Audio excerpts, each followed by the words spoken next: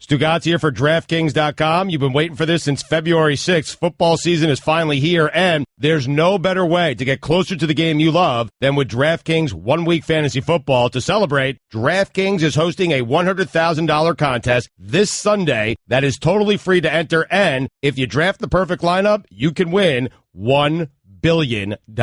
With DraftKings, there are many ways to play. Choose between public contests with big cash prizes or private contests where you can compete against a group of your friends. DraftKings also has beginner and casual contests where you'll play against people of similar skill level. The best part is you get to draft a new team each week without any commitment. So get to DraftKings.com right now and use promo code HUDDLE to play in DraftKings free contest with $100,000 in total prizes this Sunday. And if you draft the perfect lineup, you could win $1 billion. That's promo code HUDDLE to play for your shot to win $1 billion this Sunday. The contest is totally free to enter. Why wouldn't you give it a try? DraftKings, the game inside the game. Eligibility restrictions apply. See DraftKings.com for details.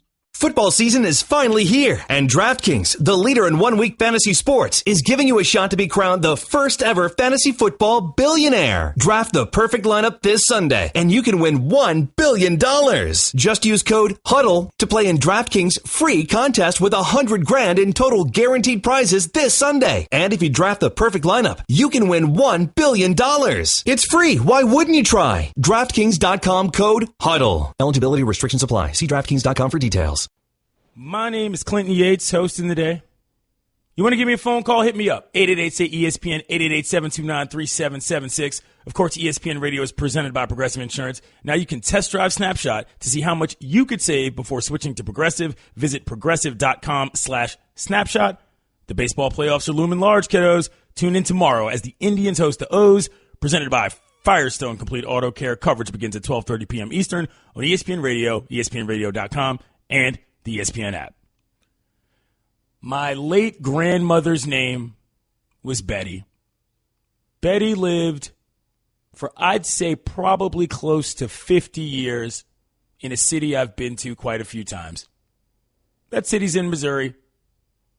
That city's name is Kansas City.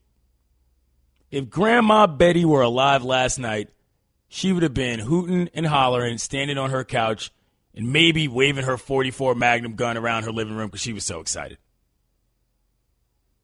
She was a huge Chiefs fan. Few things made her happier than watching that football team win. And last night, as the Chiefs were absolutely pummeling the Patriots, I couldn't help but think of what she would have done if she were here to see it. Nobody on earth expected what they saw last night. Don't try to act like you did. Don't try to tell me you had some scheme in which Alex Smith was going to turn into Joe Montana. Don't act like that was real. This was a shocker of the biggest order, in my opinion, that we've seen in the NFL in a long time. Tom Brady looked pedestrian.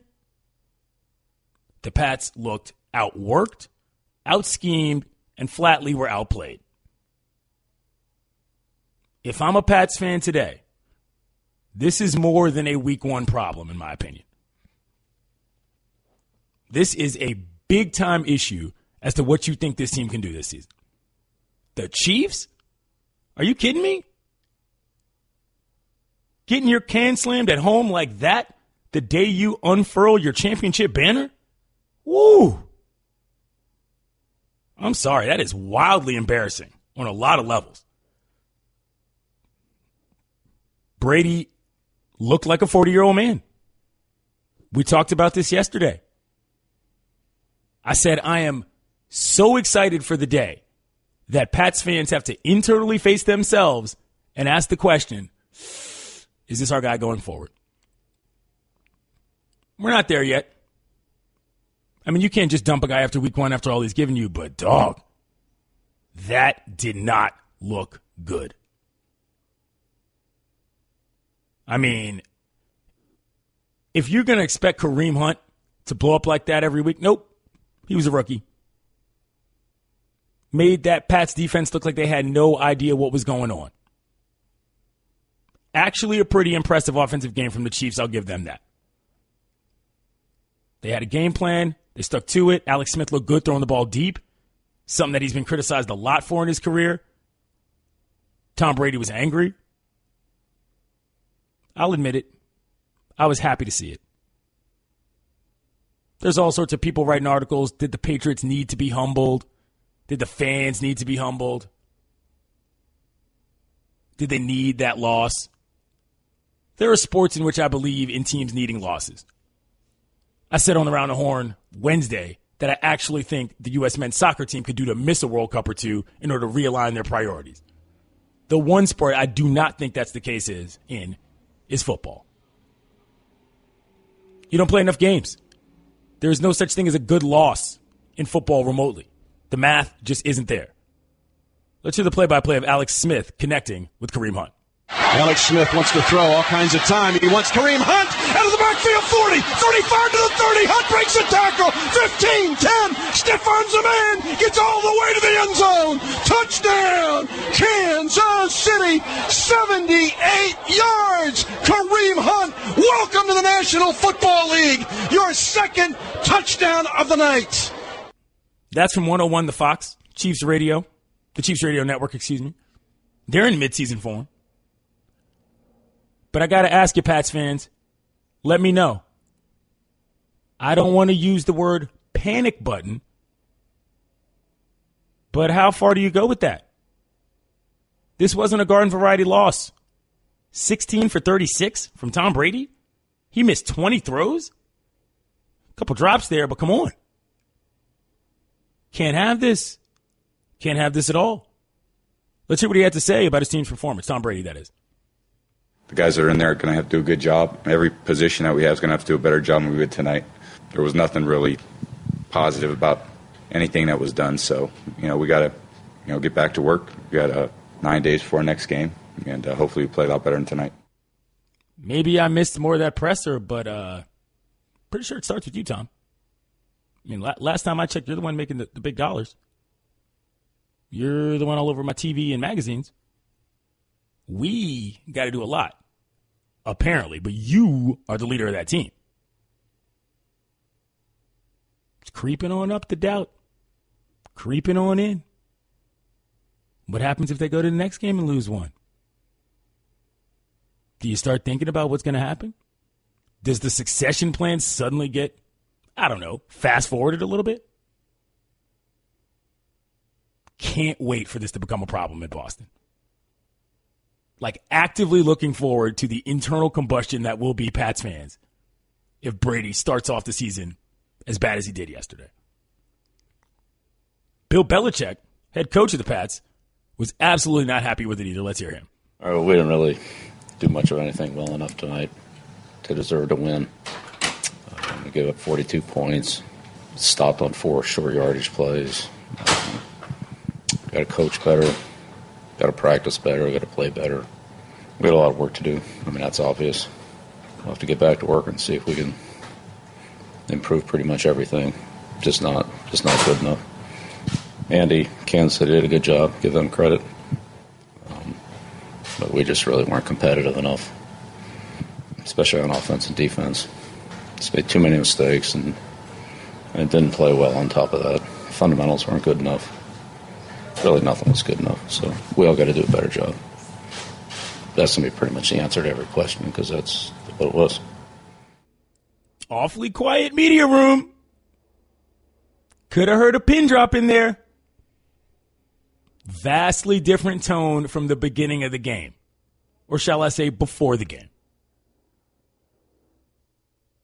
It's not quite the panic button, but I do want to know what you think about what it is. 888-ESPN, 888-729-3776.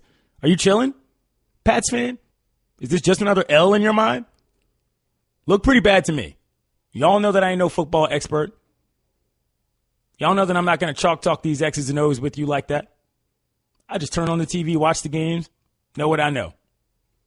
That, my friends, was craptastic.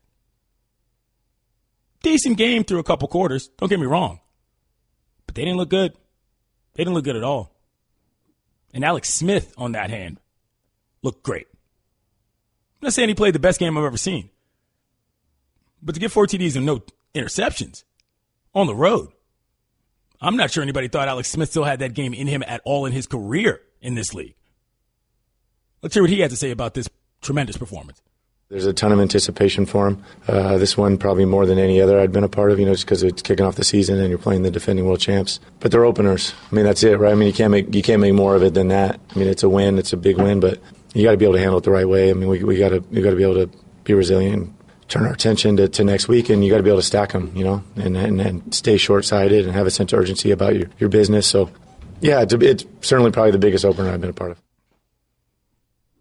Good for him. I've always liked Alex Smith. Thought he got a bad rap early on. Hasn't exactly been the most consistent guy on earth. But that's a big win for him in his life and his career. They deserve that. If I'm Roger Goodell this morning, I'm laughing.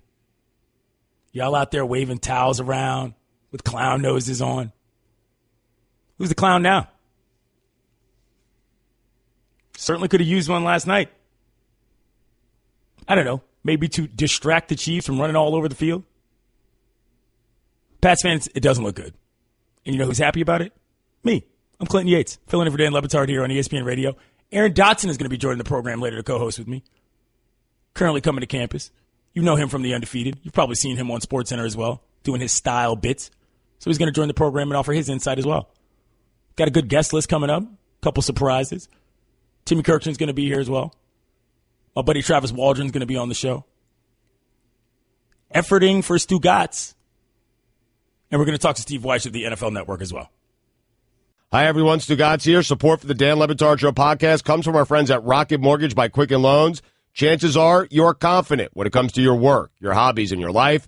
Rocket Mortgage gives you that same level of confidence when it comes to buying a home or refinancing your existing home loan. With Rocket Mortgage, you can apply simply and understand fully so you can mortgage confidently. To get started, go to rocketmortgage.com/Stugotz, Stugotz, equal housing lender, licensed in all 50 states, NMLSconsumeraccess.org number 3030. My name is Clinton Yates, filling in here on a Friday. Taking your phone calls, 888-SAY-ESPN, 888-729-3776. The panic button is mildly depressed if I'm a Pats fan today. Some of y'all aren't feeling me on this, telling me it's a major overreaction. That might be the case, but the last time I checked, is this not the NFL? Are overreactions not what we do? If it had gone the other way, Pats fans, would you not be saying, oh, look at us, we back? Check us out, we still rolling? Don't be disingenuous with your nonsense. Be real. That was a bad game. Didn't look good at all. And if you don't look good, yeah, it deserves a major reaction. Did you hear Bill Belichick last segment? My man was upset. Like, really not happy. And he shouldn't have been. You don't want to get out-efforted in your first home game after a full offseason of working for it. You come out like that and you get your doors blown off. I'm not liking that week at practice if I'm the Pats. It's pretty embarrassing, particularly because of all the nonsense before the game.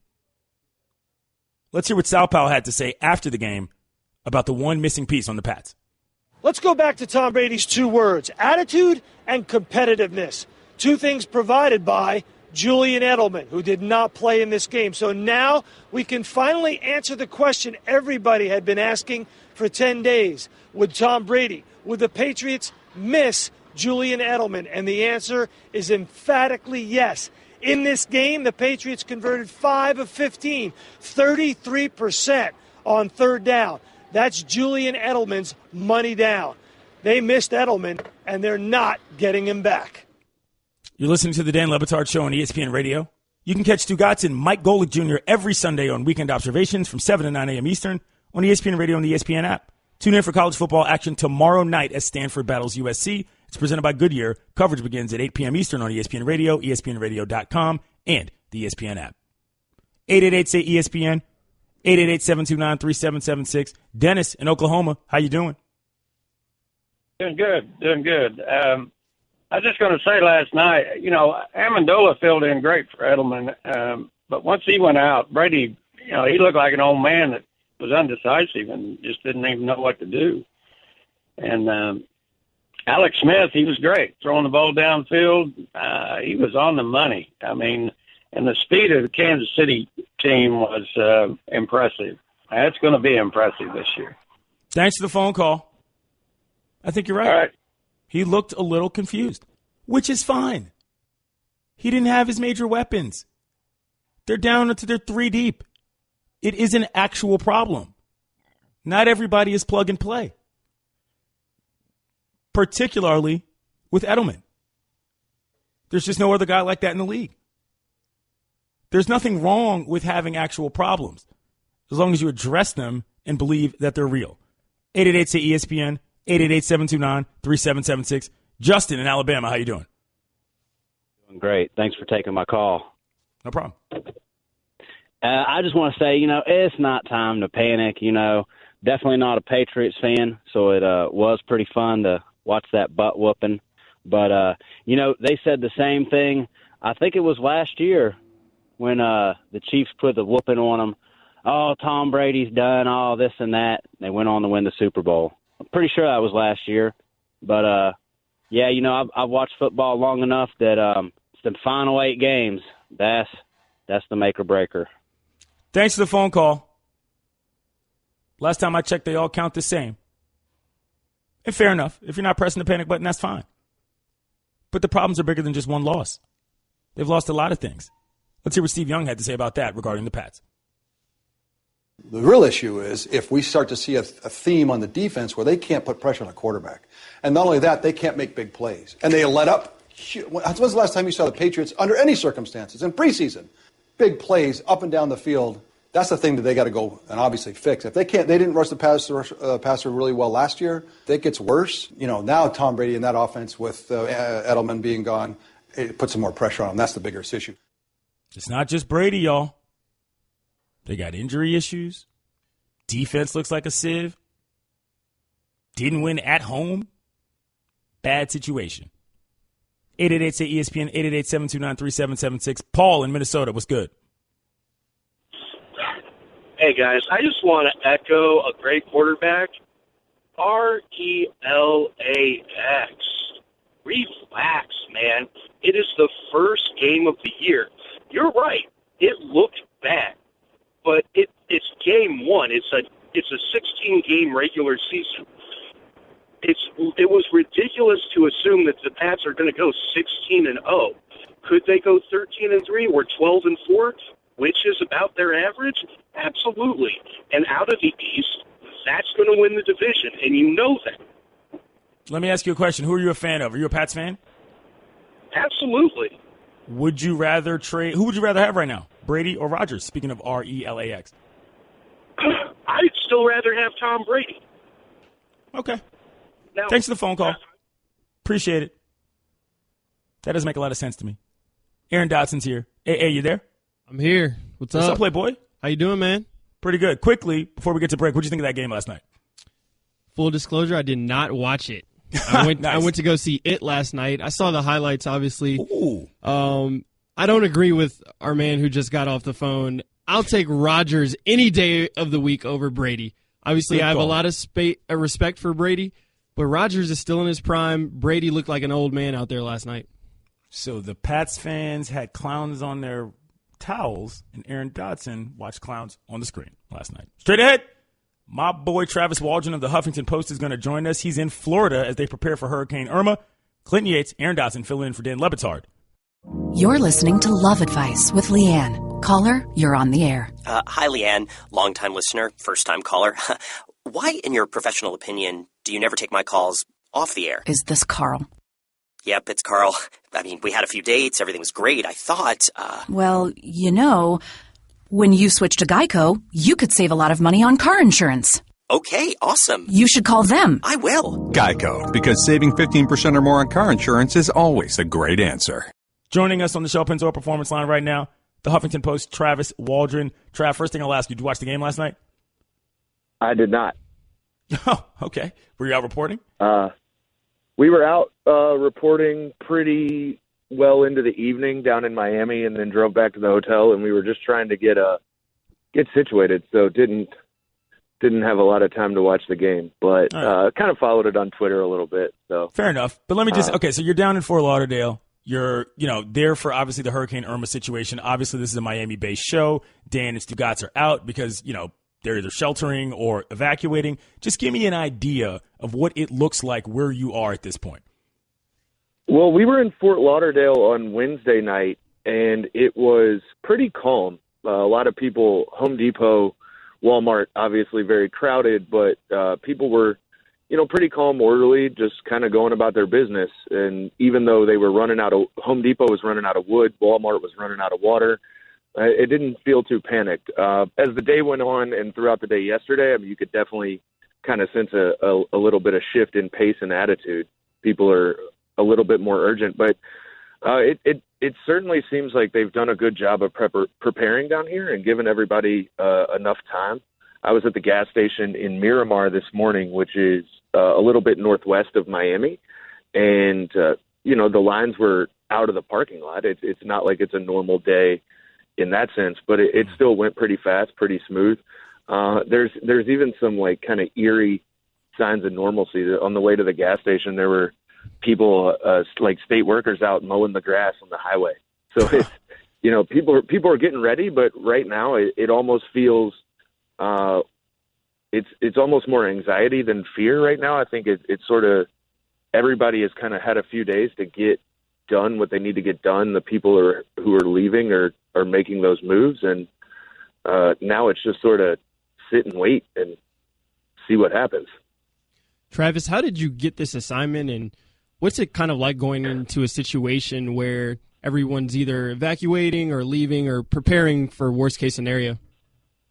Yeah, so I had talked with editors last week about going down to Houston, and then they ended up sending other people, and we were in a meeting on Monday or Tuesday, I guess, and they asked if anybody wanted to go. I have family down here, so I figured it would be, at worst case scenario, if I was down here, I would at least have family around and accessible, which would make it a little easier to deal with. In terms of coming in, I mean, there wasn't a whole lot of time to think about it. It was sort of Tuesday planning, Wednesday leave, get down here and start reporting. It's definitely interesting, kind of having the conversations with people where you're coming in when they're going out. One of the kind of, nice things has just been the cordiality of everyone in the stores, and kind of, like I said, it's been really peaceful and orderly. People just kind of nodding, good luck, stay safe. A lot of people aren't leaving. The evacuation zones along the coast, people are getting out, but farther inland, people seem like a lot of people are staying. They've been through a lot of these before, and obviously it's difficult for a lot of people to leave. They don't always have anywhere to go. They don't always have the money to get out. So we've talked to a lot of people who are in that situation. And, then there's the other factor of this thing's going to hit the whole state, which complicates the where do you actually go nature of it. But it's definitely been interesting to talk to people and kind of get the various perspectives on whether they're going to stay or whether they're going to go. And right now, I think, like I said, it's just sort of, it's been a few days. Everyone knows this is coming. And at this point, I think a lot of people just wanted to get here and get over with. We're talking with the Huffington Post's Travis Waldron here on the Dan Le Batard Show. Clinton Yates, Aaron Dotson filling in here on ESPN Radio. Okay, so obviously there's a sports angle to this. The Dolphins game got canceled. Other things have been moved. Have you heard any reactions to that from people on the ground? And in general, what are your thoughts on the preparations and the plans that the NFL made regarding that game? Well, first off, I mean, they got incredibly lucky in the sense that the Dolphins and the Bucs have the exact same bye week.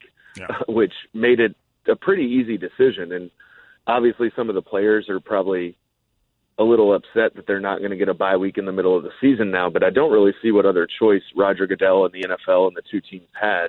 I mean, you're not going to be able to play football here on Sunday. And in terms of, moving the game up or anything, with all the preparations that have to take place, not just for the players and their families, but, just for the city and the area in general, it would have been a a distraction of resources and energy, I think. So it's definitely the right decision. I think for people down here, I mean, it's a bummer that they're not going to open football season the same way, but it hadn't. I don't think it's really been on anyone's minds. You know, I've heard a few people in restaurants and things, talk about it. I interestingly enough, had on a Dolphins shirt when I got down here because I'm a Dolphins fan, and some people, people would ask about it, make small talk about it, but there hasn't been much talk of it, and same goes for the University of Miami and everything with schools closed and the games canceled. So, I think that's been back of the mind. We drove by the stadium yesterday, the Dolphins stadium, and it's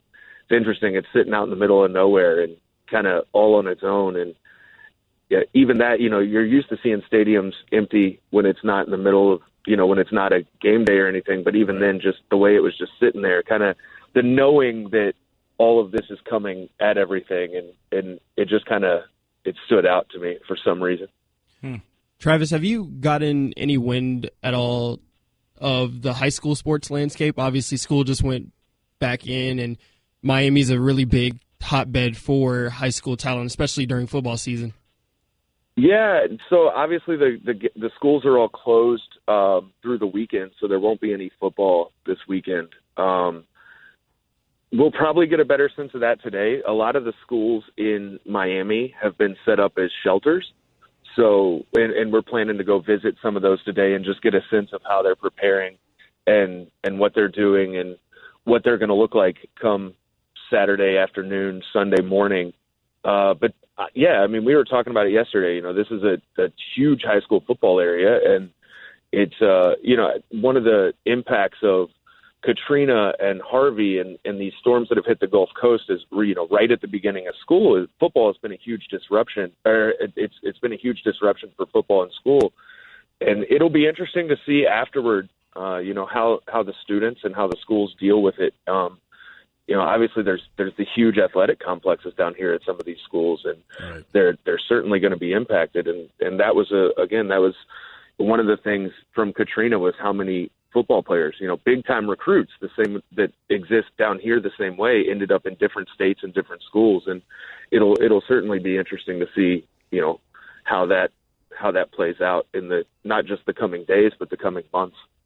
He's Travis Waldron. He writes about sports and other things for the Huffington Post. Stay safe, fam. Yeah, thank you. All right. Coming up, we saw the Cavs introduce Isaiah Thomas to the media yesterday, but there was one thing the team wasn't talking about. You'll find out what that is next. Aaron Dotson joins me. Clinton Yates here, filling in on a Friday. Hey, you said you went to the movies last night? Yeah, man. I went and saw a first screening of It. Was this is it out yet, or or did it come out yesterday? It comes out today, Friday. So you went to a press screening? No, I went to just like the Thursday night showing of it, the early showing of it. So let me ask you this. We all know what It is. It's a scary clown movie. What possessed you to see this movie, and who did you go with, more importantly? So I went with a group of friends, and I honestly didn't want to go. But I mean, I'll go see a scary movie if I'm with some people. I'll never go by myself. Like, for real, never. And that joint was scary, man. Like it starts out like creepy. And yeah, it's just very odd. It's just like very creepy. And the clown with all the new technology and makeup and stuff, it just looks creepier than the original one from way back when. Are you scared of clowns? Yes. Like, on a scale of 1 to 10, how much fear does a clown put in you if you saw one walking down the street? I'm very apprehensive about clowns. If one walked down the street, I would probably turn the other way or go into a store or something. They're just creepy, man. I mean, like, there's no other word to describe it. They're just creepy. So a couple of things have happened around this situation with the movie coming out that are actually hilarious. Number one, in Pittsburgh, some guy was tying red balloons to sewer grates, freaking people out, which, by the way, is a hilarious move. The police in Lancaster County said that they were, quote, completely terrified, and they were asking the local prankster not to continue placing the balloons on the grates. Here's the deal. And if you haven't read this story, I tweeted it out yesterday. I said it was the funniest thing I've read all week. It's called That's Enough Clowns, and it's by a guy named Mark Snedeker on Entertainment Weekly. And it's this whole breakdown about how, like, clowns were never supposed to be this popular. The fact that clowns have even still hung around this long as a form of entertainment, but are still managing to freak people out, is incredible. When was the last time, Aaron, you actually saw a clown in the wild? It's been a while, but ironically, and you're going to probably joke me for this, but when I was a kid, when I was like 3 or 4 years old, my mom dressed me up as a clown for Halloween. And if I can find the picture, I'll tweet it out. But absolutely. Like, I was like a fun-loving clown, but I'm like mad at my mom now for corrupting me, you know? And I haven't liked clowns ever since. I don't have a problem with clowns, but I feel like the type of people who are willing to use the clown bit as a way to scare people, like if you get caught with that, probably should check your mental health. Well, you remember a couple years ago when people were dressed up as clowns, wielding knives, walking through streets. That is scary. That is terrifying. That's what I'm saying. If you're doing that, you need to get checked because you know that's scary and you know you're actually going to freak people out. Here's the thing. I actually know a couple people who are clowns. Really? And the clown community, yeah. Because not all clowns look like the it clowns. There are actually a lot of different types of clowns. There are clowns that are for kids. There are clowns that don't wear red noses. The clown community is actually a rather diverse one with some pretty serious thoughts on what goes on in clown America, if you will. These people are giving clowns a bad name. Question. What's up? Have you ever been to a clown mixer? No. You should go to one. What is a clown mixer? I don't know. You said you have friends that are clowns. I'm sure they have mixers and get-togethers and parties and turn-ups. No. Unlike a situation that happened at the Alamo Drafthouse where an entire theater full of clowns went to see it. Aaron Dotson, how much money would I have to pay you to go to that event? It's funny. I was talking to one of my friends about that. You would probably have to give me maybe like $1,000 to go to do that. Imagine not knowing that all of these people dressed up as clowns are in the movie theater and you're just a regular person and you go to the concession stand, you get your popcorn and your icy, and you walk in and everybody is dressed as a clown. Like, how terrified would you be? I'd just start swinging on everybody. Straight up. I do not endorse violence, but when it comes to people trying to freak people out with clown outfits on, I will actively go after that person. That's my stance on clowns. If you walking down the street actively trying to make somebody scared, and I see you and you're a clown, I'm coming after you. I feel like you're sort of advertising I am in for a confrontation if I'm somewhere other than a party in a clown outfit. Am I wrong about this? No, I think you're right. I mean, especially given the history of people, like you said, trying to scare people as clowns and wielding knives. And I can't even lie, though, the Pittsburgh situation with the balloons, that's kind of funny. like as weird as it is, like, it's kind of funny. Like, imagine just like walking down the street and like you see like a red balloon and it's like, oh my gosh, somebody's playing a cruel joke. So you know that Insane Clown Posse is coming to DC this weekend, right? I did not know that. I'm fairly certain there's a Juggalo March in the district this weekend. Sign me up. You trying to go? I would go with you. I could do that. The Juggalo March. How much money would it take for you to dress as a clown? I'm not dressing as a clown. That's not the question I asked you. How much money? 0. You wouldn't do it? Nah, man. $10,000? $10,000. Yes, I'd do it for $10,000, but well, I'm asking you, what's your price? Everybody's got a price. To dress up as a clown. Would there be pictures taken of me? Absolutely. I'd do it for $10,000 if that's the number you're throwing out. That's the lowest number it would be, though. I'd probably go for like $5,000. Stugotz here for DraftKings.com. You've been waiting for this since February 6th. Football season is finally here, and there's no better way to get closer to the game you love than with DraftKings 1 Week Fantasy Football. To celebrate, DraftKings is hosting a $100,000 contest this Sunday that is totally free to enter, and if you draft the perfect lineup, you can win $1 billion.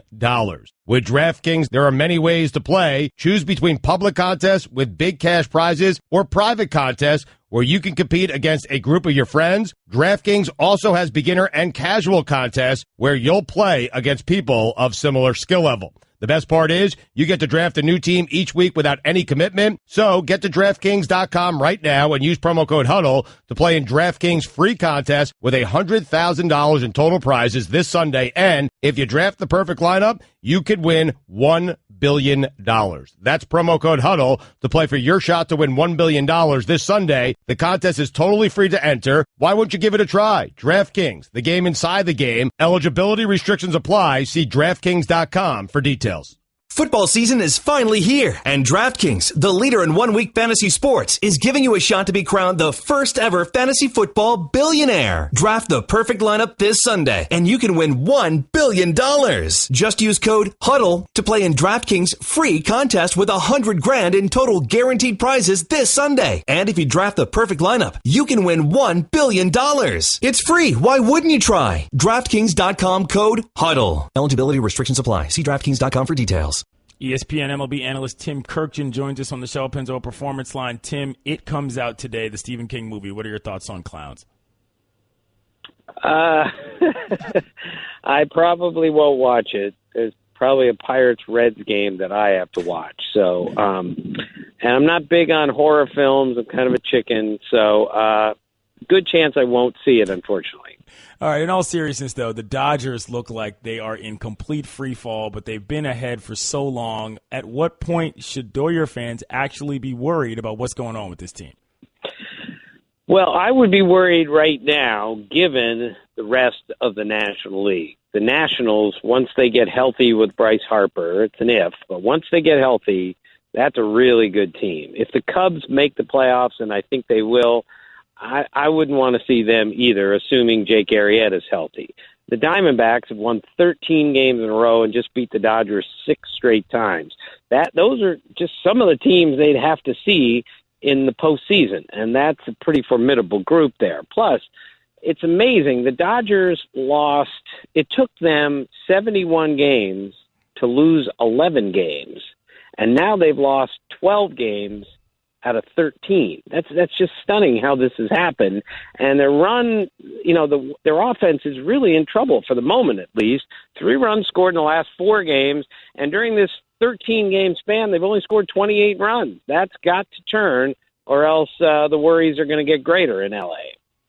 Tim, what did you like from Clayton Kershaw in his second outing, and come the playoffs, will he be Clayton Kershaw? I think he'll be Clayton Kershaw in the playoffs, and everyone is. Tim? Did we lose Tim? Vince? Did we lose him? All right. Well, we'll talk about baseball. You mentioned the Nats, Aaron. Yeah. Nats called up Victor Robles. What do you think about that? I'm not surprised. He's the number 2 prospect in baseball right now, and he should add some good depth for them heading into the playoffs. I'm really hoping. Tim, you back? Yeah, sorry, my stupid phone. Sorry. Go ahead. Talk about Clayton Kershaw. Yeah. I wouldn't worry too much. There's some rust there. It's only his second start back from the disabled list. Everyone, including him, is allowed to have a bad start once in a while. I fully expect him to pull this together. I fully expect him to be really good in October, and he might have to be, given, again, the relative strength of the National League. All right, we're talking with Tim Kirkjian, ESPN MLB analyst. Do you want to take calls, Tim, the way you usually do? You want to do that? I don't care. You guys are in charge. Whatever you want. 888-ESPN, 888-729-3776. If you have any questions for Tim Kirkjian, he joins us on the Shell Pennzoil Performance Line. Clinton Yates, Aaron Dotson filling in here. All right, Tim, I am of the opinion that when it comes to stealing signs, it is not only a part of the game, but for all the levels I played at up through high school, it was an encouraged portion of the game. I find this situation with the Red Sox and the Yanks regarding the iWatch a little bit ridiculous. Where do you stand on it, and do you think they'll get heavy penalties? The Red Sox, though, that is. I think they'll get penalized. I don't think it'll be heavy. And for the most part, I agree with you. I have a really big story here coming out soon on the art of stealing signs and all that. I'm not sure when it's going to run. Hardly the point. The point is, this has been going on for 140 years, and it's part of the game. It's an integral part of the game. and it's a really fun part of the game for me. At the same time, when you do it electronically, even as small as doing something on an Apple Watch like that, it's still going to come with some punishment. There's real gamesmanship, and there's a real art to learning how to steal a sign. Some guys are great at it. Some guys don't even know what they're doing. But it's a big part of the game, and yet when you cross the line, and the Red Sox cross the line, you need to be punished. I think it's just going to be fines and maybe a couple minor suspensions, but something baseball will keep its eye on from here on out. All right, we've got a couple calls on the line here. 888-ESPN, 888-729-3776. Questions for Tim Kirkjian. Tyler in Pennsylvania. What's up? Yes, hello, Tim. Hello. You're on the air. Hello, how you doing? Good. I had a real quick question. A diehard Philadelphia Phillies fan, Tim. What is it going to take to get my Phillies back in the playoffs? It's going to take some time here, but, they made such a nice little jump last year, and we saw the future, and Tommy Joseph, and now we see Rhys Hoskins, and we see some other people that really give them some hope moving forward. They have some kids. They have a nice system, but it's going to take taking some of that money they got with their new TV package and going out and either trading for or buying a big-time hitter for the middle of the order, big-time pitcher. This is a slow process, and their rebuild was a little slower than it could have been because of their faith and their loyalty to some of their older guys. But this is going to happen for the Phillies. I just can't say that the big turnaround is going to happen next year and may need another year or two after that. 888-ESPN, 888-729-3776. Matt in South Dakota. You're on the air. Are the Twins going to make the playoffs? I think the Twins are going to make the playoffs. There have been about 20 times this year where I at least said to myself, well, there go the Twins. They can't make the playoffs now, not with, at least at the time, a negative run differential, not with starting pitching, and then they traded their closer. And yet I think the Twins are going to make the playoffs, and I think they're going to deserve it with the way that they play. They have upgraded their defense so dramatically from last year, and it looks like Byron Buxton has finally found it, and he has really been fun to watch since July the 4th. Matt in Illinois, you're on the air with Tim Kirkjian. Tim, if the Cubs and the Indians met back up in the World Series, how do you think the series would go, and how do you think the ratings would do? Thanks. Well, the ratings would be great, and it's not like this matters, but I picked the Cubs to play the Indians in the World Series at the beginning of the season. I'm not so sure about the Cubs, but just look at what the Indians have done here. 15 in a row. Their run differential is plus 81. There are only 7 teams in the major leagues that have a better run differential this season than what the Indians have put together in the last 15 games. And the last team to have a run differential of plus 81 over a 15-game span was the 1939 Yankees, one of the greatest teams of all time, and that team had the greatest run differential ever, plus 411, and that's the company that the Indians are in, at least for right now. 888-ESPN, 888-729-3776. Last one, John in Syracuse. You're on with Tim Kirkjian. Hey, Tim. The Atlanta Braves have the minor league player of the year in their system. How are they going to make room for him next year? Well, the Braves are a lot like the Phillies. The Braves have a lot of people coming, and they already have some people there. Joe Madden looked at me the other day when I did the Cubs game, and he said, have you seen Ozzie Albies play? The young second baseman, middle infielder, can play a lot of positions. I said, well, of course. And he goes, that kid is really going to be great. And that was just unsolicited. That's where the Braves are headed, and with that many young kids stockpiled, I don't think it's going to be too much longer, maybe 2 years from now, that the Braves really turn the corner and become a very, very good organization again. Tim, Aaron and I are both Nats fans, and I ask you this every time we're on the air together. How do you feel about the chances, considering how far we've gotten along at this point? Trey's back, but Bryce isn't back. What do you think they're looking like? Well, there's a big if. If Harper comes back healthy and is the dominant offensive player that he was, then they're good enough to win the World Series. if he doesn't come back 100% healthy, that's a really difficult National League to go through, given Diamondbacks and the Cubs and certainly the Dodgers. But I love where the Nationals are right now. But Harper's the key, because when he's back and he's healthy, that lineup might be the best in baseball. I don't know how you slow it down. And with those three starting pitchers and a much improved bullpen, that team is good enough to win the World Series. Did you see Harper's straight back cornrows, Tim? Yeah, he's always had a complicated haircut for me, and that one was the most complicated. He's Tim Kirk, and he's an ESPN MLB analyst. Thanks, Tim. All right, see ya. Aaron, what'd you think of those straight back cornrows? I didn't hate him. I know you hated him, but I didn't hate him. I didn't hate him. I just thought they looked really, really bad. Straight back cornrows went out of style 20 years ago. All I'll say is Bryce Harper is definitely invited to the cookout. It's true. Very true. Straight ahead, were the Patriots distracted before the first game of the season? And plus, the Cavs are super clear about what they don't want to talk about. I'm Clinton Yates. He's Aaron Dotson. It's the Dan Le Batard Show on ESPN Radio. Hi, everyone. Stugotz here. Support for the Dan Le Batard Show podcast comes from our friends at Rocket Mortgage by Quicken Loans. Chances are you're confident when it comes to your work, your hobbies, and your life. Rocket Mortgage gives you that same level of confidence when it comes to buying a home or refinancing your existing home loan. With Rocket Mortgage, you can apply simply and understand fully so you can mortgage confidently. To get started, go to rocketmortgage.com/Stugotz, STUGOTZ, equal housing lender, licensed in all 50 states, NMLSconsumeraccess.org number 3030. Get in touch with us through the 1-800-Flowers Twitter feed, at Clinton Yates, at AAR Dotson, at ESPN Radio, at Le Batard Show. Right now, it's time for Straight Talk, brought to you by Straight Talk Wireless. Best phones, best networks, no contracts. All right, look. Yesterday, I had to deal with you people on Twitter. And let me explain something to you.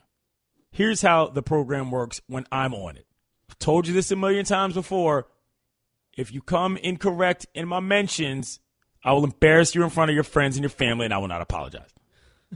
All right? AA knows the rules. Everybody knows the rules. Y'all came early, before the show even came on today, with your little Stugotz bits, which is fine. You don't get the shows. Y'all ain't funny, man. Get better. I appreciate good feedback. But I've said this before, and it sounds like an insult, but it's really a compliment. The Dan Le Batard Show, among all the followers, Aaron, that they have, their followers have the lowest total follower count because people are only on there to interact with this program. Does that make sense? That makes sense. Look at you spitting data. I'm saying, this is what I have noticed. I'm just like, yo, y'all don't seem to understand that there's a whole other Twitter world out there where people actually interact with each other in smart ways. Just understand that. And the reason why I say that is this. Don't come on my Instagram, y'all, giving me takes about what I'm talking about on the radio. The 1-800-Flowers.com Twitter feed is there for that. You add my mentions on the gram. What, you going to DM slide me on the gram too? It's not how we do. Stay in your lane, as some people would say. Twitter is the lane to communicate with us, or you can call the program, 888-SAY-ESPN, 888-729-3776. Anyway, last night was the Pats. Pats got a little blown out. Not a good game. Tom Brady was looking real old, Aaron. I know you didn't watch the game, but you saw the highlights and you saw sort of the stats. You think they're in trouble? What do you think? I think it's game one, and they got exposed. I mean, it's plain and simple, but they're the Patriots. They're probably going to end up 12-4, 13-3, something like that.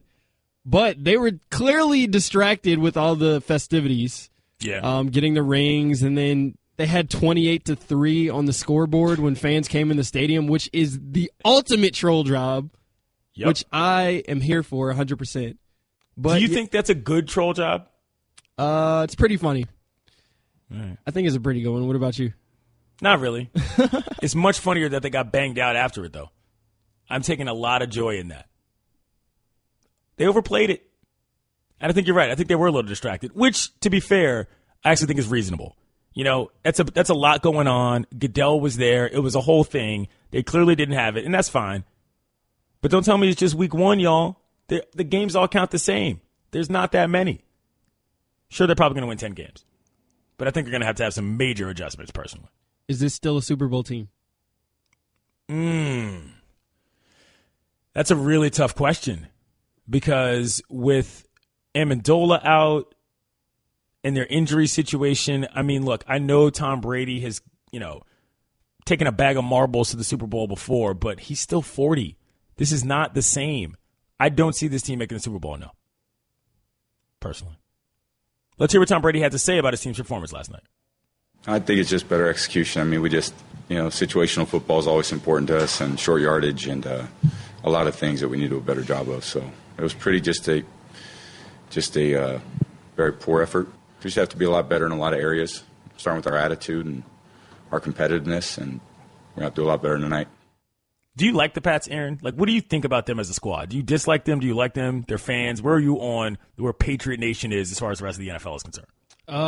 I really don't like them that much, but I don't have a problem with them. I respect their dynasty that they're still within. But I don't know if you get this sense. I feel like a lot of Pats fans are bandwagon fans. I don't know. I know a lot of Pats fans who are only on the Pats train just because they win all the time. Yeah. I would say that Boston fans I know are more Boston fans than they are sports fans. Yeah. Like more than a lot of other cities. Yeah.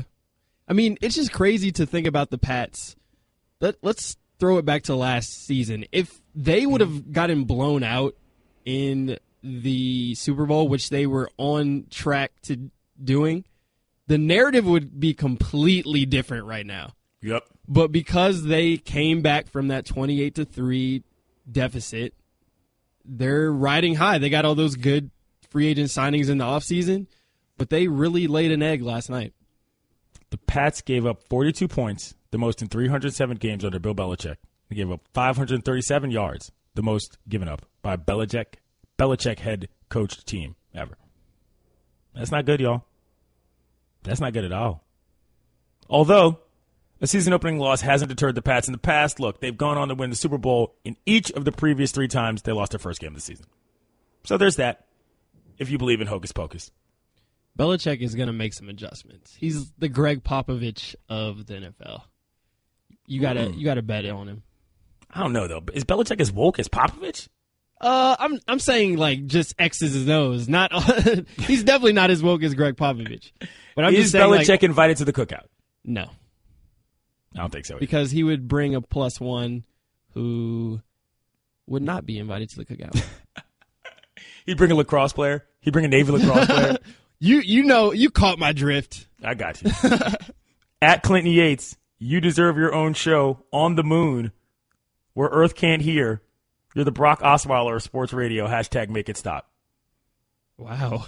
58 followers. Wow. Somebody just called you the Brock Osweiler of radio? And he didn't even spell Osweiler correctly. Damn. At Clinton Yates, that's me, fam. Check my followers. You have 43. That's awful. I get At Clinton Yates. What? I get no tweets. No, I know. I've trained the listeners to listen to your boy when it's time for me to. You're like the villain, and I'm like the lovable sidekick. Exactly. At Clinton Yates, the Pats got blown out early in 2014. So many thought they were done. They went on to win the Super Bowl. LOL. Sure, you would bet on that. At Clinton Yates, not saying it's the exact same scenario, but to push the panic button completely after game 1 seems far-fetched to me. Well, that's why I'm some guy yelling on the radio, and you're some guy sitting on his couch. Straight Talk Wireless, nationwide coverage on America's largest and most dependable 4G LTE networks. Straight ahead, we're expecting a special guest, but I don't want to jinx it. Let's just say it involves a family I enjoy quite a bit. Clinton Yates, Aaron Dotson, in for Dan Batard and Stugotz on ESPN Radio.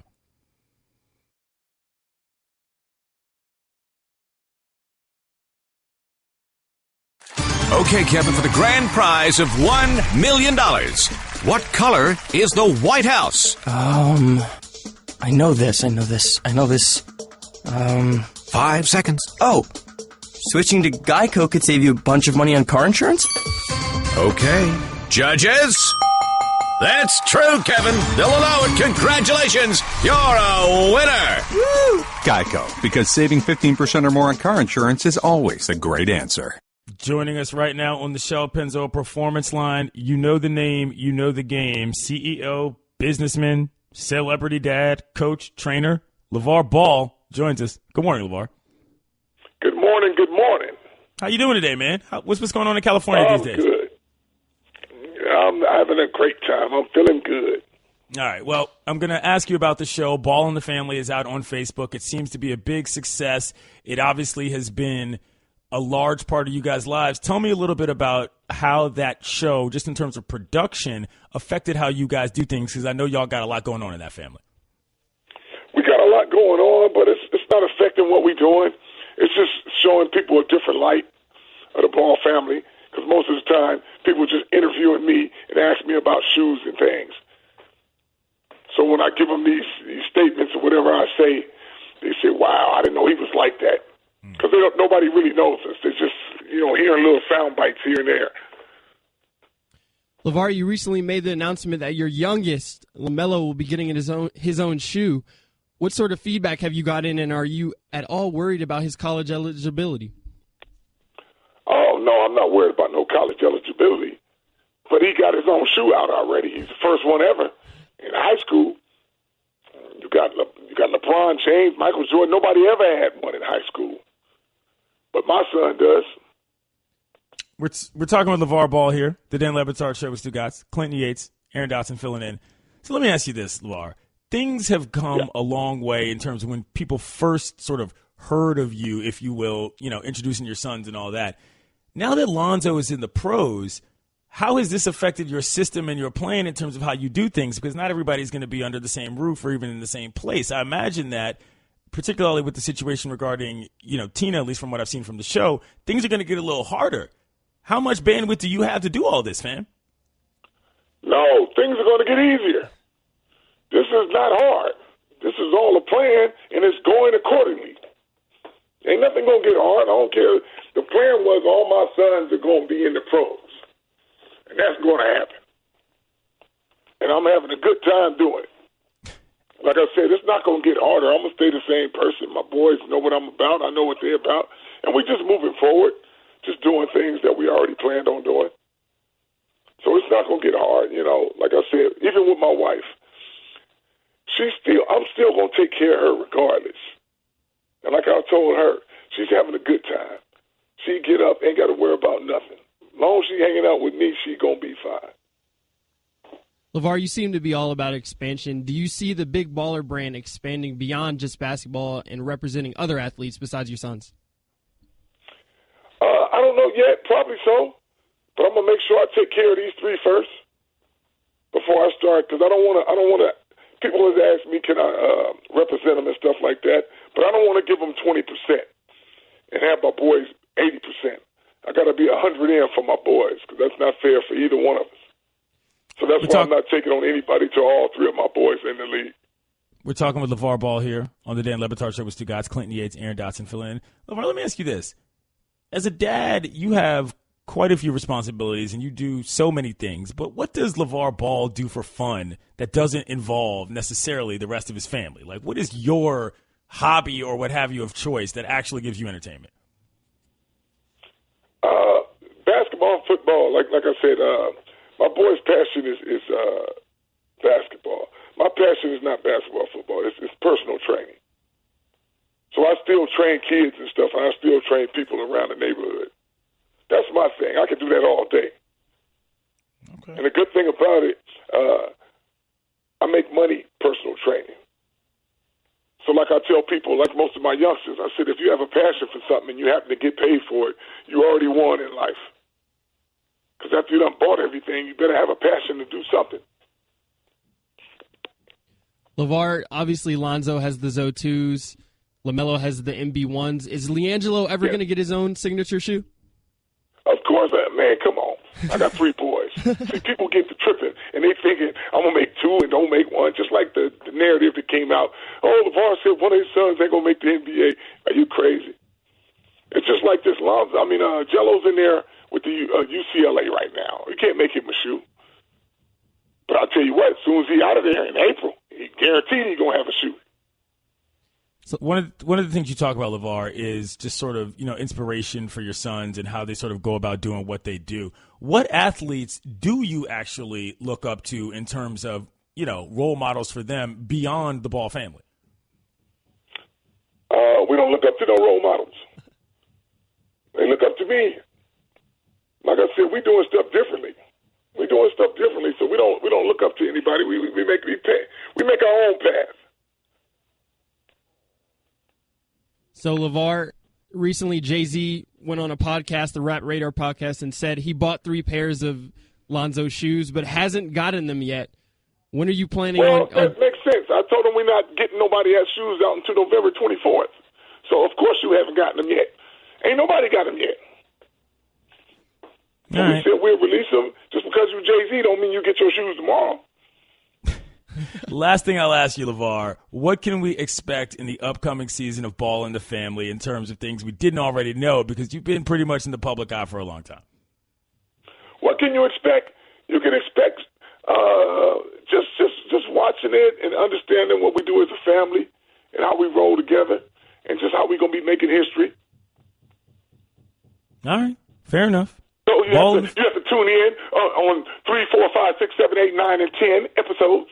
When they coming out? How long is it going to be till they're all rolled out? Sunday is going to be a whole new episode on the 10th. All right. And you just have to follow it, man. But it's going to be cool. It's going to show the Ball family in a different light. We're not hiding nothing. All you got to do is follow us because it's a great story in itself. He's it's LeVar not like Ball. we're writing this stuff up. You know him from the Big Baller brand. You know his sons. You know the TV show. You can check it out on Facebook. Thanks, LeVar. Hey, you're more than welcome. Y'all take care, man. Appreciate it. Aaron Dotson. Yes. Quick letter grade on LeVar's enthusiasm in that interview. Oh, I mean, he's always turned up. That was a little less than I was expecting. You think so? He was a little short with the answers, which is fine. I mean, it's early out there in California. But I was expecting a little more. It was still fun. Have you watched the show? I have not seen it yet. Oh, yeah. Aaron, it's a good show. It's a legitimately good reality show. Like, it's fun. I thoroughly enjoyed watching it. If any basketball family deserves a show right now, it's them. That's true. So, yeah, I'll definitely tune in eventually. I just haven't gotten a chance to watch it. What'd you think of that Mello commercial with your man Lonzo out here flipping bars? I've always said this. I think LaMelo, out of all 3 sons, has the most swag.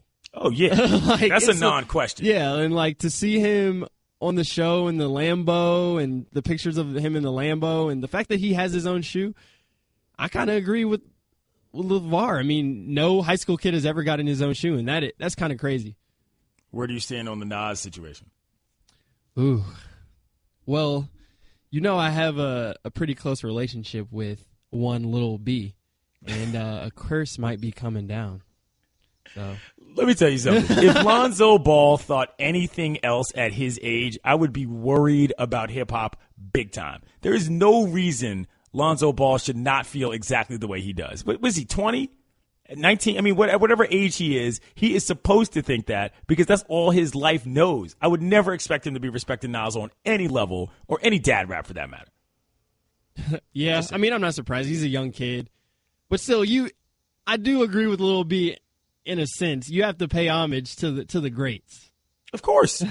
But come on. Half of the hip-hop game is about young dudes disrespecting the old dudes in order to make a name for themselves. We all know this. A little disappointed in that Lonzo Ball interview. LeVar Ball interview. Really? Not going to lie, y'all. Not going to lie. We'll get him back. It'll be better. We'll pick it up. Clinton Yates and Aaron Dotson filling in today. Going to read some tweets, y'all. We just interviewed LeVar Ball. Didn't go as well as I thought it would go, to be quite honest. Some of y'all tweets reflect that. One guy writes, at Clinton Yates, I always respected the hustle and have become more of a fan the more I hear and see the Triple Bs. Okay. At Clinton Yates, that interview was boring. Same old crap. Okay. At Clinton Yates, Aaron, don't take this the wrong way. Your co-host sounds like a bottom market high school radio broadcaster. Let me say something to defend Aaron. The District of Columbia, where we're from, is the most powerful city in the world. And the high school he went to and I went to are serious places where they turn out smart people. Wow, I'm getting roasted in these mentions? You step into the zone with me there. People are going to come after you too, so understand that. Run that back one more time. They call me a high school broadcaster? Like a bottom market high school radio broadcaster, whatever that even means. A bottom market. I didn't know there was a top market in high school broadcasting. Exactly. You got to put that in your bio. At Clinton Yates, filling in for Le Batard Show is just terrible. The ham steak of radio hosts. I don't even know what that means. What's a ham steak? Do you know what a ham steak is, Aaron? No clue. I know what a beef steak is. What's the beef steak? It's a beef. I don't actually know. Yeah, I know there's a song that I used to listen to called Beef Steak. That was very Stugotzian, and I appreciate it. So last night, a lot of people were watching football, but one AA was watching tennis. I was watching it as well. Sloane Stephens took down Venus Williams in one semi. It's a pretty good match. What'd you think about it, Aaron? Well, yeah, I mean, Sloane came out firing. I mean, she beat her 6-1 in the first set, and then you could tell Venus was mad, boy. She came out and beat her 6-0, but then ended up falling in 3 sets. Do you think that Venus's career is coming to an end? Obviously, she made the Wimbledon final. She lost, and now she made the U.S. Open semis and fell to a young up-and-comer like Sloane Stephens. But do you think her career is almost over, Clinton? Yeah, and I think that when Venus does it, she's going to be the one who does it with the most grace. I don't think you're going to see Venus, pulling the proverbial Willie Mays falling down in the outfield kind of thing. I don't think she's going to be the one that stays too long. I think she's got a pretty good command of what she can and cannot do. And, a lot of athletes, they say, well, you got to drag me off the field and so on and so forth. But I think Venus is very cognizant of what not just her legacy is, but sort of her pride. You know what I mean? Like, it's one thing if you're losing in semis and finals. Okay, you're not going to stop playing. But if something happens where she starts getting banged out in early rounds, then it's a different discussion altogether. You know what I mean? Like, for me, she's fully in control of this, and I trust her basically to withhold her own legacy in a way that makes sense. Another thing that I really liked about this U.S. Open semifinals is you have 3 women of color in the semifinals for the first time in U.S. Open history. You had Sloane Stephens, you had Madison Keys, and you had Venus Williams. Mm-hmm. But one thing that's kind of tricky about Madison Keys is she has a black father and a white mother, but she doesn't identify as black or white. So, Clinton, is it fair to consider her a black woman or a woman of color? I have to sing a song first. Okay. Race talk, baiting time, excellent. That's the song I sing whenever we do Race Talk, because the listeners get all of my mentions about Race Talk. So that's like Wayne's World. It's to the tune of Wayne's World. I got it. Yeah, of course she's a person of color. I mean, what she identifies as to herself, I'm obviously going to respect. You know what I'm saying? I'm not going to walk into her zone and start calling her things that she doesn't want to be called. That's not how I'm going to operate. But, I mean, as far as I'm concerned, I would believe that I'm not going to say that's not a choice that she has, but I would presume that most people are going to treat her that way. And as a result, she's going to at the very least, understand what life is like for a person of color, even if in her own mind she doesn't necessarily identify as such. That's a touchy subject for me because I don't like stepping on people's toes in terms of self-identification, but I do think it is naive to believe that because she feels that way about herself that nobody else is going to treat her differently. You know what I'm saying? Yeah. I mean, I think it's good for the sport, obviously, and I think it's a testament to what Venus and Serena did for the sport. So to have those 2 young players, Sloane Stephens and Madison Keys, one of them's 22, one of them's 24, in the semifinals early in their career, I really think that it's a testament to what Venus and Serena did. And it's kind of crazy that there's never been a Grand Slam final in history between 2 black women besides Venus and Serena. That is wild. Yeah, so now we get kind of a different look at that, and maybe this is the future of tennis. Well, I mean, there's an argument that it is the present. Yeah. One of the questions we were asked on Around the Horn last week was, do you think that there has been a resurgence in American women's tennis? And to me, I don't have to go that far to see that that's obvious. If you've got 4 women in the semifinals, you don't need to push on to the future. It's obviously right there in front of you. And those 4 people were all, dare I say, household names in a certain regard. You didn't have to be a huge tennis fan to know every single person who was on that draw at that point. And that to me was a big deal. I know you like tennis. You know what I'm saying? I'm not a huge tennis guy, but overall, what have you thought about the tournament just from an entertainment standpoint, most basically? Oh, I mean, it's been very exciting. I mean, you've had a lot of upsets. The thing about tennis is when you're at the top of tennis, it's hard for a lot of those players to lose, whether that's Djokovic or Serena in their prime. So what we've seen this tournament is a lot of the big guns kind of bowing out early, and it has kind of been a renaissance for these young players, which is pretty fun. Stugotz here for DraftKings.com. You've been waiting for this since February 6th. Football season is finally here, and there's no better way to get closer to the game you love than with DraftKings 1 Week Fantasy Football. To celebrate, DraftKings is hosting a $100,000 contest this Sunday that is totally free to enter, and if you draft the perfect lineup, you can win $1 billion. With DraftKings, there are many ways to play. Choose between public contests with big cash prizes or private contests where you can compete against a group of your friends. DraftKings also has beginner and casual contests where you'll play against people of similar skill level. The best part is you get to draft a new team each week without any commitment. So get to DraftKings.com right now and use promo code HUDDLE to play in DraftKings free contest with $100,000 in total prizes this Sunday. And if you draft the perfect lineup, you could win $1 billion. That's promo code HUDDLE to play for your shot to win $1 billion this Sunday. The contest is totally free to enter. Why wouldn't you give it a try? DraftKings, the game inside the game. Eligibility restrictions apply. See DraftKings.com for details. Football season is finally here, and DraftKings, the leader in 1 week fantasy sports, is giving you a shot to be crowned the first ever fantasy football billionaire. Draft the perfect lineup this Sunday, and you can win $1 billion. Just use code HUDDLE to play in DraftKings free contest with $100,000 in total guaranteed prizes this Sunday. And if you draft the perfect lineup, you can win $1 billion. It's free. Why wouldn't you try? DraftKings.com code HUDDLE. Eligibility restrictions apply. See DraftKings.com for details. The NFL Network, Steve Weiss, joins us right now on the Shell Pennzoil Performance Line. Thank you, Steve, for joining us. First question, do you think there is any major problem with New England right now, not just because of the blowout, but because of their personnel issues going forward?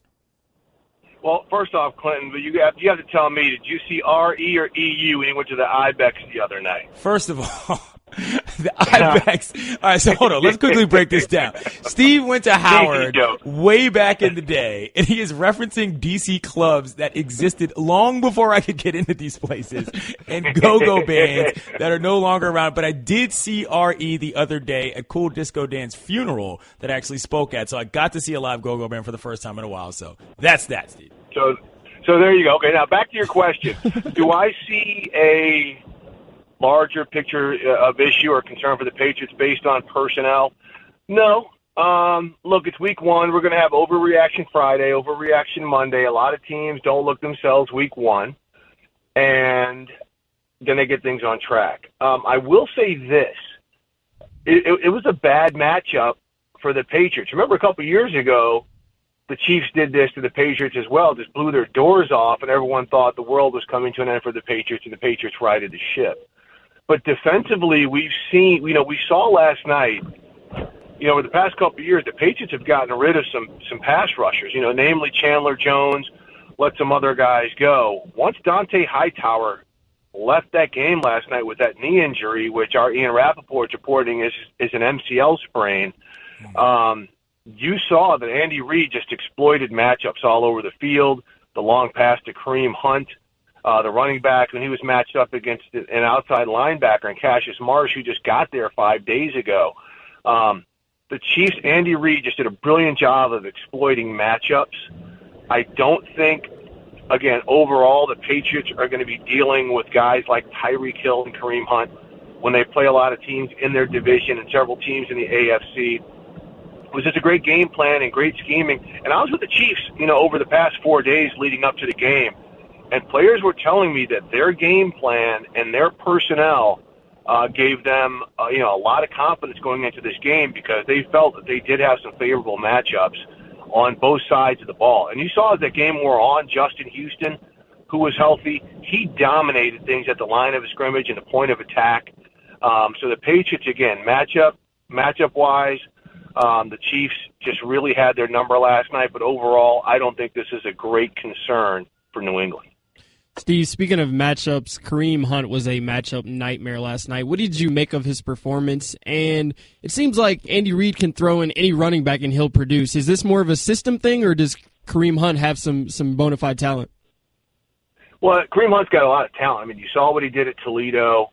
And for people to say it's a system thing with Andy Reid and running backs, let's step back a little bit and let's say, how about they get running backs that fit what Andy Reid likes to do. Going back to all his days with the Eagles, with Brian Westbrook. You look at Spencer Ware, you look at some of the players he's used, multidimensional running backs who can catch the ball, who are a threat with the long pass, running the ball, and the short pass. Remember, part of Andy Reid's offense, his version of the West Coast, the short pass is significant to a sweep or a type of run. Kareem Hunt fits that mold. And a lot of people told you, when we went back to the draft, Kareem Hunt is somebody who could be a big-time player as a rookie for the type of system he ran at Toledo and his skill set. He's perfect for the West Coast offense. You saw what he did matchup-wise against a lot of the Patriots players. And Andy Reid schemed the heck out of his skill set against the Patriots personnel. I think Kareem Hunt's a player who could have a very, very big year in that offense. Well, let's stay on that then, Steve. How good can the Chiefs be? Well, they're going to be good. I mean, people forget they were the AFC West champions, and the AFC West is probably the best division in football top to bottom. Yeah, the Chargers weren't that good last year, but talent-wise, their first 22, they can compete. It's just they have no depth. But you look at the Raiders, the Denver Broncos, and the Chiefs.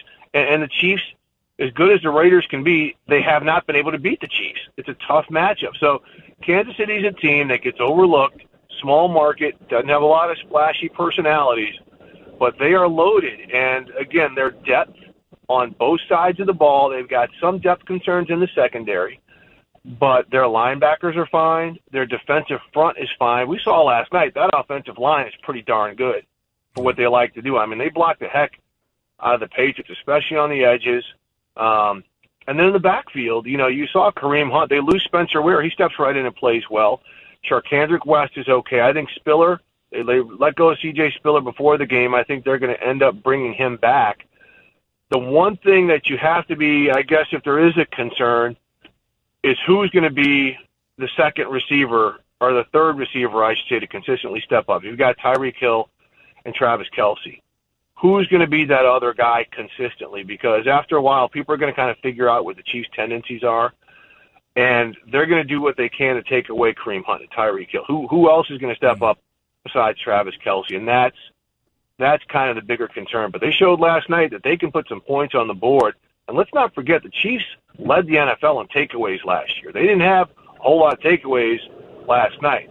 Now, losing Eric Berry, that is a massive blow. Yeah, that's big. Or that's the Achilles injury. I mean, he is a leader. He is the guy everyone looks to for inspiration. That is a massive blow on defense. But other than that, Kansas City should very much be in the mix. We're talking about teams in the AFC in the playoffs. We're talking with the NFL Network, Steve Weiss, joining us on the Shell Pennzoil Performance Line. Clinton Yates, Aaron Dotson, filling in on the Dan Batard show on ESPN Radio. All right, we got to get to the Michael Bennett situation. Obviously, what he wrote on Twitter was one thing. Then we saw the video. Then we heard what the Las Vegas Police Department Union had to say, asking the NFL to investigate him. Can you make some sense of this to me, Steve? I've never heard of a situation in which a police department, or union rather, asked the NFL to do something like this. It seems very odd. Well, it's the police union in Las Vegas being, excuse my language, being butthurt because he came out and accused them of targeting him because of race. It's also a police union that knows, at least after the fact, that Michael Bennett has been one of the largest advocates speaking out against excessive force by law enforcement and by law enforcement, when they do maybe overstep the lines, not being prosecuted. So they're trying to say he's blaming an entire police force for being racist and for targeting him and singling him out for excessive force. And, them asking the NFL, then you have the NFL saying he didn't do anything that violated our personal conduct policy. Remember, that's the day after Commissioner Roger Goodell, even before he had all of the facts of what happened with Michael Bennett getting taken down by police in Vegas, before he had all the facts in that case, issuing a statement, and this is the first time the NFL has done this, saying they support people like Michael Bennett and the good works that they do.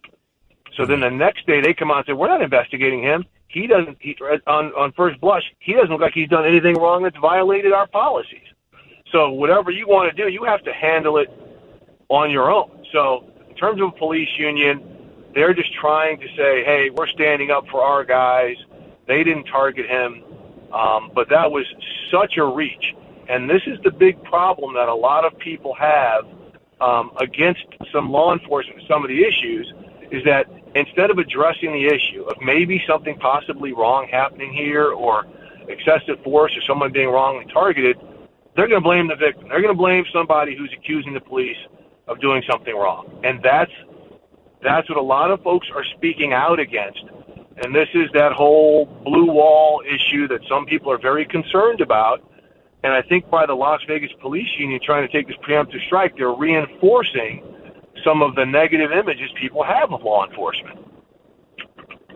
Steve, Commissioner Roger Goodell recently came out and said that he thinks Kaepernick will get another shot, but he also added that he's not a football expert, quote unquote. What do you kind of make of that comment? And now that it's kind of come from the top of the league, do you think there's a chance that Colin might get signed? Yeah, I think Roger probably wishes he worded that better. Because I think what he was trying to say is, hey, look, I'm not a football personnel guy. Yeah. I don't know who wants what for their team. So I'm going to put that part in context. I personally do not think Colin Kaepernick is going to get another job unless there is a team that suffers maybe 2 injuries at the quarterback spot. I think the owners have spoken. I think coaches and general managers have spoken. Colin Kaepernick should be on somebody's roster right now if you're going by somebody, even as a backup, who give your team a chance to win a ball game if your starter went down. He's better than a lot of guys who are backing up. He's better than some starters. Is he a personnel fit for every scheme? Absolutely not. But I think, there's a lot of factors in play. Let's not be naive.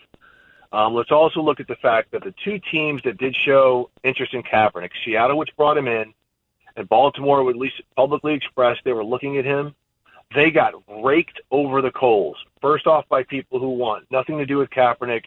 Secondly, by people who think that they were being ridiculous by not signing him. So what would force the other 30 teams to step out of the shadows?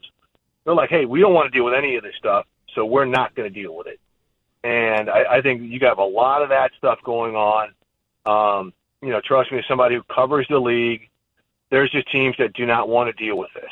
And if Kaepernick gets a job again, I think it's if one team maybe has 2 injuries to that spot and they say, hey, we're going to go ahead and bring him in. But I think that's if a team's actually in a potential playoff chase. Because most teams will say, if we suffer 2 injuries at that spot, we're in deep stuff anyway, so let's just go ahead and get a young guy in here and get him some reps. Right. So it's tough. Again, I personally don't think Cap's going to get another opportunity, and that's just because I think these teams have already showed their hand. He's the NFL Network's Steve Weish, and his alma mater won a football game that was a huge upset that nobody on earth watched. Thank you, Steve. Okay, man. You guys take care. All right. Hi, everyone. Stugotz here. Support for the Dan Le Batard Show podcast comes from our friends at Rocket Mortgage by Quicken Loans. Chances are you're confident when it comes to your work, your hobbies, and your life. Rocket Mortgage gives you that same level of confidence when it comes to buying a home or refinancing your existing home loan. With Rocket Mortgage, you can apply simply and understand fully so you can mortgage confidently. To get started, go to rocketmortgage.com/Stugotz, STUGOTZ. Equal housing lender, licensed in all 50 states, NMLSconsumeraccess.org number 3030. Cleveland Cavaliers. You picked up Isaiah Thomas. First thing you do out the gate in his introductory press conference is tell everybody that y'all ain't talking about his hip. Come on, fam. There's one thing to talk about. Let's hear what Kobe Altman, the Cavaliers GM, had to say about Isaiah's injury. I don't want this to be the Isaiah Thomas hip press conference. And so I'm just going to, with all the respect, shut down the hip questions. If we want to talk about Isaiah, let's talk about Isaiah the All-Star. Let's talk about Isaiah, the guy that averaged 29 points a game last year. Let's talk about him as a leader and what he's going to bring to this franchise in terms of his performance on the floor when we get him back. So, again, guys, we appreciate the questions, but this is not going to turn into the Isaiah Thomas hip press conference. We want to talk about what he's going to add and contribute to this team and what these guys are going to bring to the table and how we're going to continue to try to compete for a championship with these guys' help. The spin is heavy there, Aaron. What do you think about those comments? Boo, Kobe. Boo. how are you not going to address an injury that almost took the trade off the table, Clinton? Like the trade almost didn't go down because of Isaiah Thomas's injury, and for him to not address it is kind of ridiculous in my mind. I mean, you could have addressed it in a PR way, but to not address it at all, it just seems fishy to me. I think Isaiah Thomas is going to be out longer than everyone anticipates, to be honest. Well, that's the thing. He introduced an element of doubt here that I think wouldn't have been there if he had just stated what was going on. Like, I don't know what he has to lose by being honest here. It's really strange. I just think that it looks like we're going to see Derrick Rose starting at point guard for the Cavs at the beginning of the season. I mean, that's wild, but, I mean, look, I don't think that the Cavs actually need Isaiah that much, to be quite honest. I mean, if they got him back late season, I was sort of joking yesterday and saying if they played him one game in the regular season, be it the first game of the year, then got him back in the Eastern Conference Finals when they were playing against the Celtics, that'd be good enough for me just from the storyline standpoint. But this looks like I'm not going to say they don't know what they're doing, but it seems like there's something they're trying to hide, which if I'm a Cavs fan, I'm not happy about that, Aaron. Yeah, it's just fishy, man. I mean, there's clearly something wrong with his hip. I mean, everybody saw him go out and miss the rest of the Eastern Conference Finals against the Cavs. And I know that the Cavs were kind of skeptical about making this deal because of his injury. And now just the fact that they're not addressing it, I just don't know when we'll see Isaiah Thomas actually in a Cavs uniform. Let's hear what Isaiah Thomas himself had to say about his health update. I'm just getting treatment each and every day, working out in the weight room, and that's the most that I'm doing right now. We have like Kobe said, we have a plan set, and we're just going to attack that plan and get me back to 100% as soon as possible.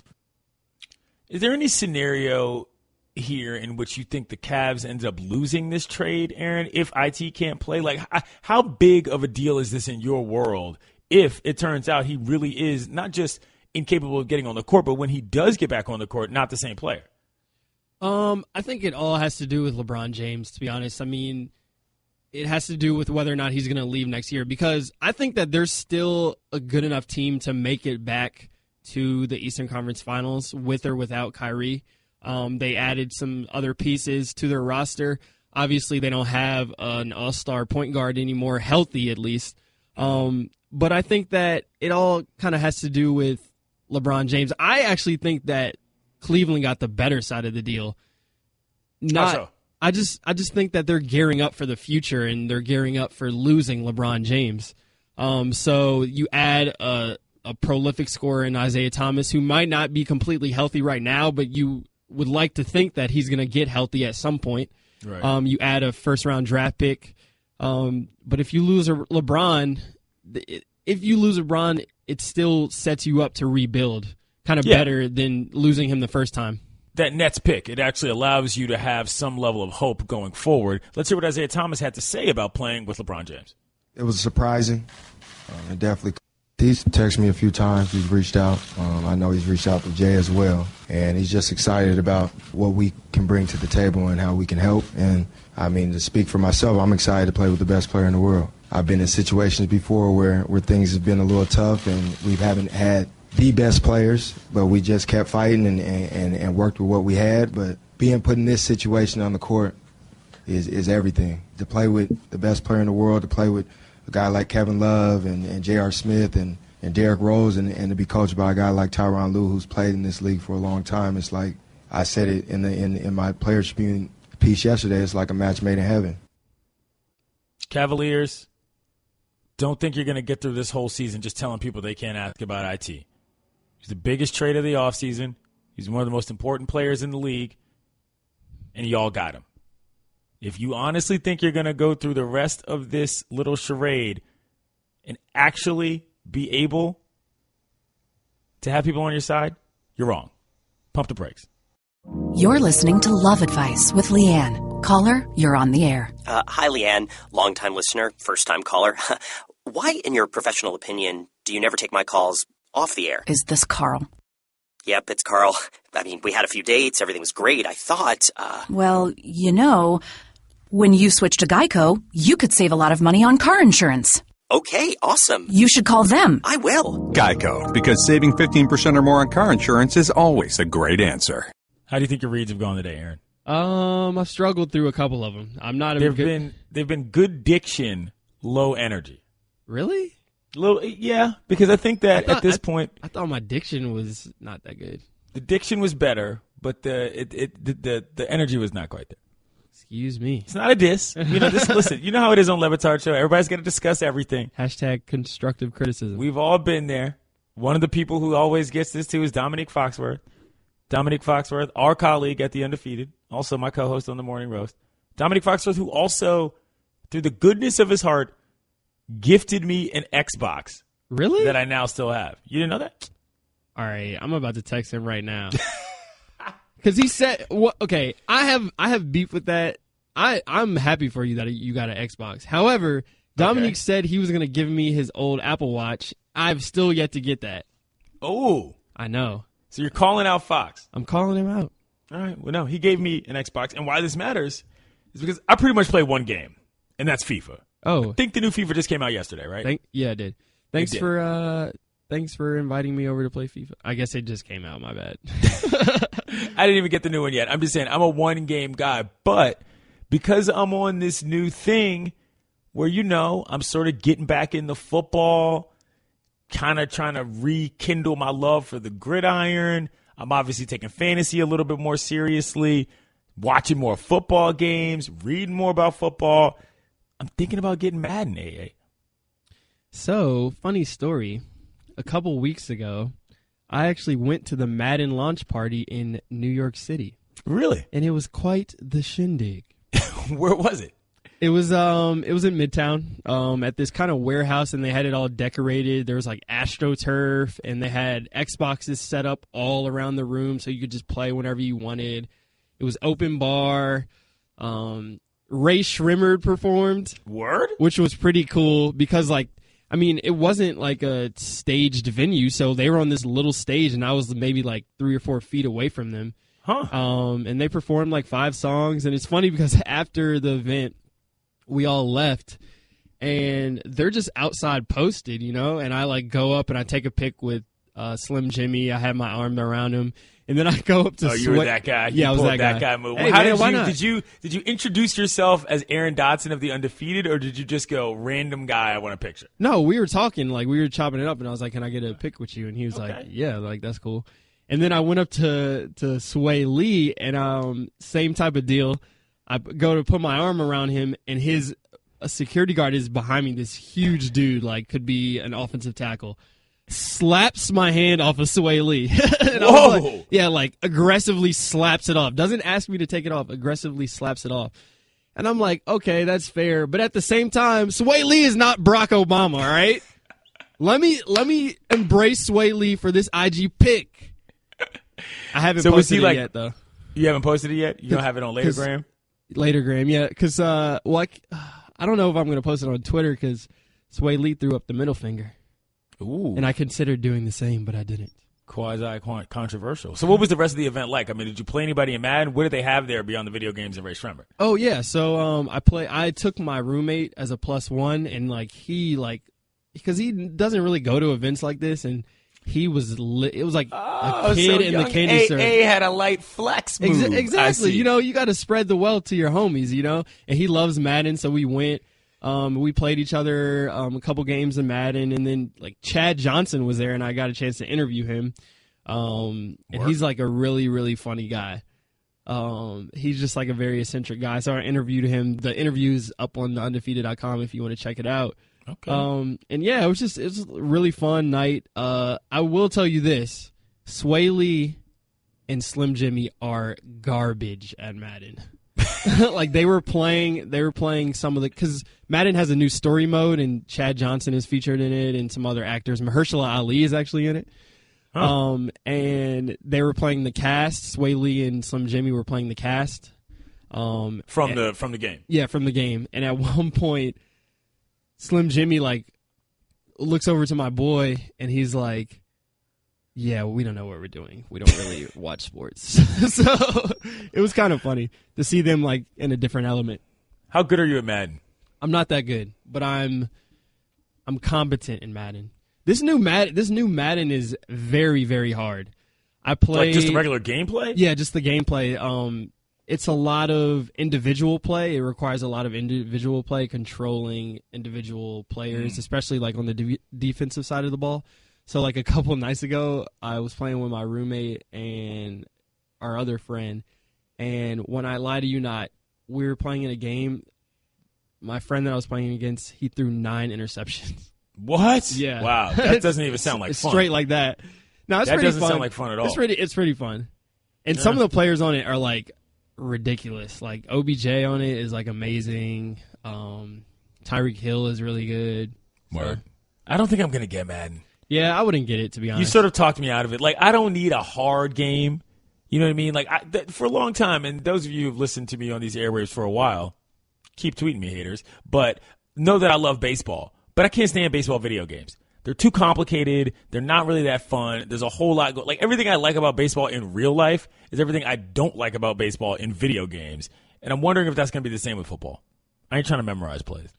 You should definitely cop that FIFA, though, because I will come over and play it with you. Who's on the cover? To be honest, I don't even know. Word. Let me guess. FIFA 19. Guess. It's Cristiano. Oh, is it? Yeah. Let me see this picture. It's also, not coming up for me. No, the funniest thing about my interview with Chad Johnson is, I don't know if you know, but he's a diehard soccer fan and an avid FIFA player. Absolutely. So I asked him who the best soccer player in the world was, and he said Cristiano, and I said, what about Messi? And he goes, who? And I was like, what about Messi? And he was like, who? I don't know who that is. And then I was like, do you like Neymar though? And he was like, Neymar's nice. So he conceded with Neymar, but he is not a Messi fan. To bring it full circle, Dominique Foxworth got me that Xbox. I'm going to get FIFA. You know who Dominique Foxworth's favorite soccer player is, Aaron? Cristiano Ronaldo.